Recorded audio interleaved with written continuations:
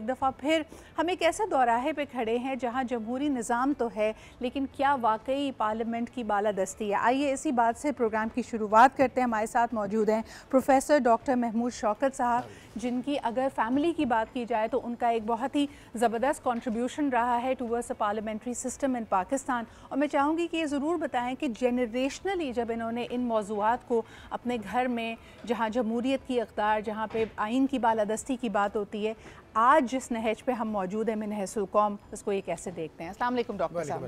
Doctor صاحب کیا کہیں گے کہ جب آپ اپنے بزرگوں کے ساتھ بیٹھتے ہیں، ان کا جو ایک ورلڈ ویو اور پرسپیکٹو تھا اور پاکستان میں جس قسم کا جمہوری نظام ہونا چاہیے، کیا آج 2025 شروع ہونے والا ہے اور 75 سال سے زیادہ ملک کو بنے ہوئے گزر چکے ہیں، are we at that point? That is precisely the point. میں بنیادی طور پہ ایک پروفیشنل ہوں، آئی ایم اے سرجن، میں بچوں کا سرجن ہوں، اور ساری عمر میری یہ میڈیکل کی ایجوکیشن میں ہی گزری۔ I was principal Allama Iqbal medical college, vice chancellor بھی رہا جی۔ لیکن ہمارے گھر میں جو گفتگو ہوتی تھی، مجھے کبھی پریوں اور بادشاہوں کی کہانیاں نہیں سنائی گئیں۔ My father was an active member in the Pakistan movement, my grand father, بلکہ میرے دادا جو تھے، جن پہ میں نے اب یہ کتاب بھی لکھی جس میں میں نے پارلیمنٹری فارم آف گورنمنٹ اور پارلیمنٹس کے رولز آئیڈینٹیفائی کیے۔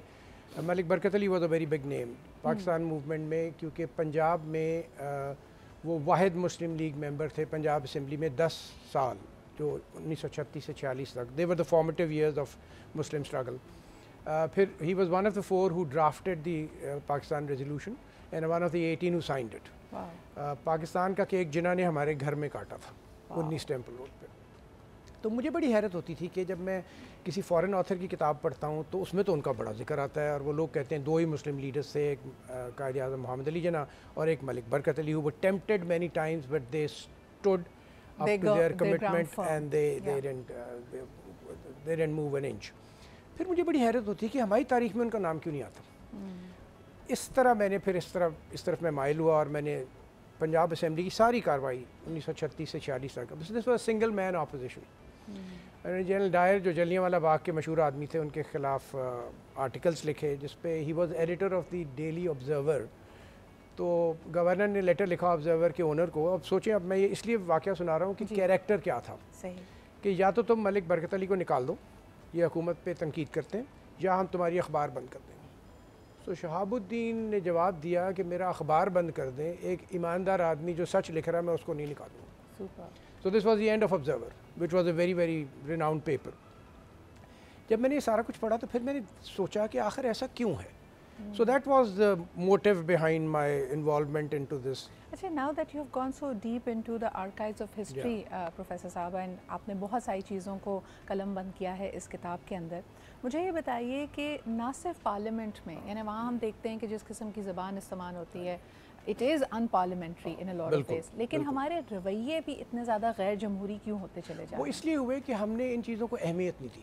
میں آپ کو اس چیز سے، ہمارا نظام تعلیم کیا ہے، ہم لوگوں کو ٹیکنیکل نالج دیتے ہیں اور ہم انہیں اس قابل کرتے ہیں کہ انہیں نوکری ملے۔ اچھا، آپ بڑی اچھی بات کریں، کل ہی ایک رپورٹ نے کہا کہ صرف 5% بچے پاکستان کے ایسے ہیں جن کو کہا جا سکتا ہے کہ وہ کوالٹی ایجوکیشن حاصل کر رہے ہیں۔ تو ہماری تعلیم نہیں ہے۔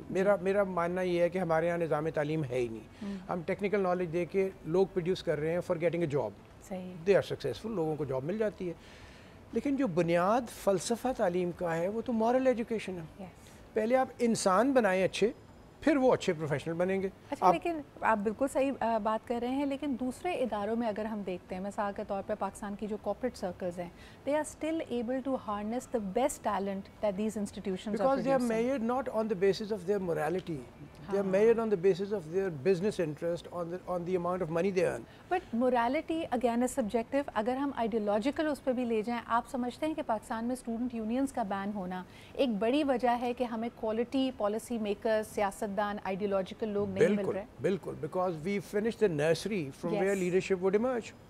اور دوسری بات میں آپ کو بتاؤں کہ انسانی تاریخ گواہ ہے کہ انسان ترقی تب کرتے ہیں، they come out with their best performance when they have a little difficult time but also the ability to work independently۔ ہمارے ہاں بدقسمتی سے یہ دونوں چیزیں ختم ہو گئیں۔ ہم نے تعلیم ختم کر دی, جیسے مورل ایجوکیشن میں نے کہا, ہم انسان نہیں بنانا چاہتے, سینس بھی ختم کر دی. ہاں ہم انسان نہیں بنانا چاہتے, ہم پروفیشنل بنانا چاہتے ہیں. بدقسمتی یہ ہے کہ اچھا پروفیشنل بن نہیں سکتا اگر اچھا انسان نہ ہو. بالکل صحیح. سو آپ کے سوال کا جواب یہ آئے گا کہ do we have good people in those institutions who are successful? جی, the answer would be no. We are depending on chance, کہ اگر چانس بائی چانس کسی آدمی میں کچھ اچھائی ہے اور حالات میں اثر ہوئے تو وہ اچھائی نظر. اچھا, میں ایک اور فینومینا کی طرف آپ کی نظر ثانی چاہوں گی اور میں آپ کا تجزیہ اس پہ لینا چاہوں گی. Do you think it is the end of the politics of fear کا ایرا؟ اور یہ میں آپ سے اس لیے کہہ رہی ہوں کہ ابھی ہم دیکھتے ہیں کہ سیریا میں ایک بڑی موومنٹ ہوئی ہے, بشار الاسد کی رجیم کا اختتام ہوا ہے, حسینہ واجد صاحبہ کی رجیم کو دیکھا جائے وہ بنگلہ دیش میں ختم ہوئی ہے, and it is seen that the people are breaking the shackles of fear and dictatorship. On the other hand اگر ہم ویسٹ کی طرف دیکھتے ہیں, وہاں پہ right wing politics is on the rise, fear mongering is on the rise, anti immigration is on the rise, کہ وہ ڈیورسٹی نہیں دیکھنا چاہتے. تو پھر what is happening in the world, what's this new world order? It is fairly simple. Okay. Your actions are determined by the fears you have in your mind. So West has a different set of fears.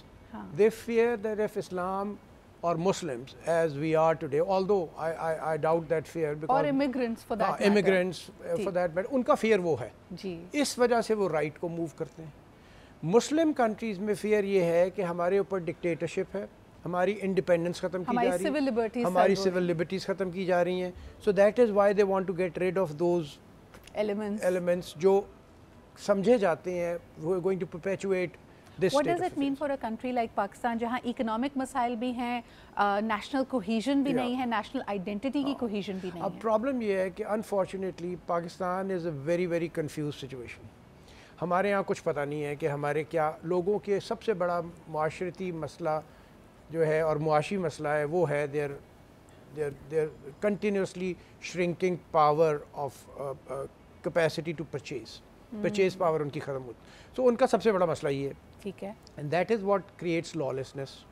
جب آپ کے لوگوں کے درمیان فرق بہت واضح ہو جاتا ہے تو لوگ پھر they want to have it because religion takes a back seat, morality takes a back seat. اچھا, اگر اب ہم ریفارمس کی بات کرتے ہیں, آپ نے بالکل بجا فرمایا کہ اگر فقدان ہے موریلٹی کا, but at the same time some institution, some individual جس نے لیڈ کرنا ہے اگر ریفارمیشن کے پروسیس کو, اس کا ایک مورل ہائی گراؤنڈ ہونا چاہیے. یہ ایج, یہ ایڈوانٹیج اس وقت پاکستان میں آپ کس کے پاس دیکھتے ہیں؟ دیکھیں یہ ایج ایڈوانٹیج میں نے وہی آپ کو بتایا نا کہ بائی چانس ہے. So you may have a few good people some where, they are not as a group.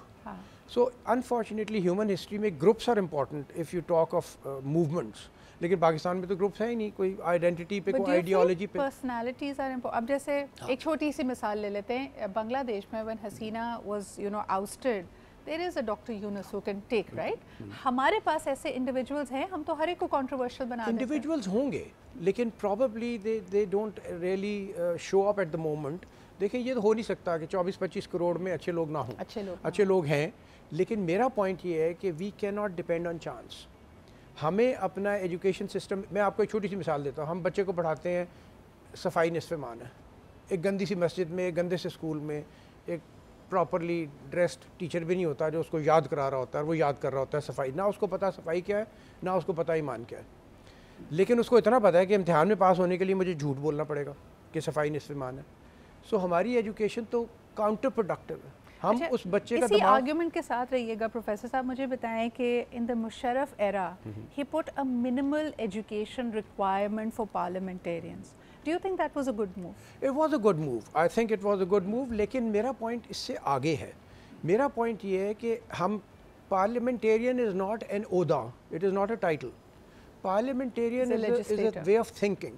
It's a personality. It embodies so much کہ پارلیمنٹ سپریم ہے. یہ کیا لفظ ہے کانسٹیٹیوشن میں, پہلا لفظ جو کہ میں ایگری نہیں کرتا. اگر آپ اسلامک کانسٹیٹیوشن بناتے ہیں تو سپریم تو خدا ہے. نہیں, اس میں ایک سبسروینٹ آپ نے کلاز آئین میں رکھا ہوا ہے نا کہ پارلیمنٹ سپریم ہے unless کہ anything that they say is in contradiction with Sharia, with God's law. My issue is that supreme word is religiously meant only for God.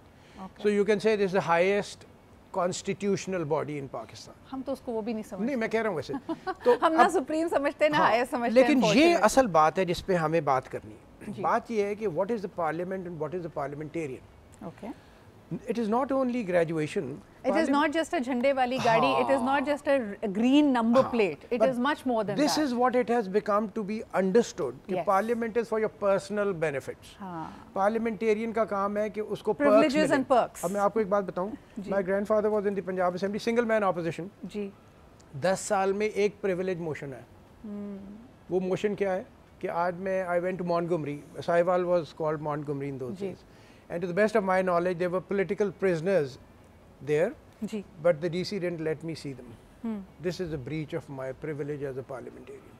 हमारा क्या होता है, जहाज़ नहीं रोका, फर्स्ट क्लास में मुझे उसने पूछा नहीं, उसने मुझे सलाम नहीं किया, उसने मुझे पूछा नहीं, उसको पता नहीं था कि मैं पार्लियामेंटेरियन, मुझे इंतज़ार करा दिया. सो दिस जो हमारा सेट ऑफ माइंड है, इसको बदलने के लिए हमें क्या करना है? अनफॉर्चुनेटली ये जो आपने बात की, this is prevalent and it is not specific to parliamentarians. ये आपको हर जगह जहाँ पे एक छोटा सा भी island of power and authority मौजूद है नज़र आएगा. अगर आप किसी ओहदे पे फायज हैं तो आप अपने से जो नीचे लोग हैं उन पे इसी तरह रोक झाड़ेंगे. इसको बाबू कल्चर भी कहा जाता था पहले ज़माने में जब ये प्रिविलेजेस सिर्फ ब्यूरोक्रेसी के पास थी. लेकिन unfortunately this mind set has सीप्ड into every quarter of our society. Professor साहब, it was a pleasure talking to you. This is all the time we have. I would want to know more about the book. Is it available to my viewers in bookstores? It has just been published and we're going to launch it now. जी. और इसमें हमने बड़ी selective तकरीरें उठाई हैं ये show करने के लिए कि पार्लियामेंटेरियन क्या करता है, बिल्कुल सही, कितनी मेहनत करता है, कैसे स्पीच है. There is a different form of parliamentary speech. अच्छा, although I haven't seen it, I haven't read it yet, लेकिन I must recommend कि this sounds like a wonderful resource for students, students of politics, students of anthropology, students of society, लेकिन साथ साथ anybody who has an interest in this subject. शुक्रिया professor साहब for being here.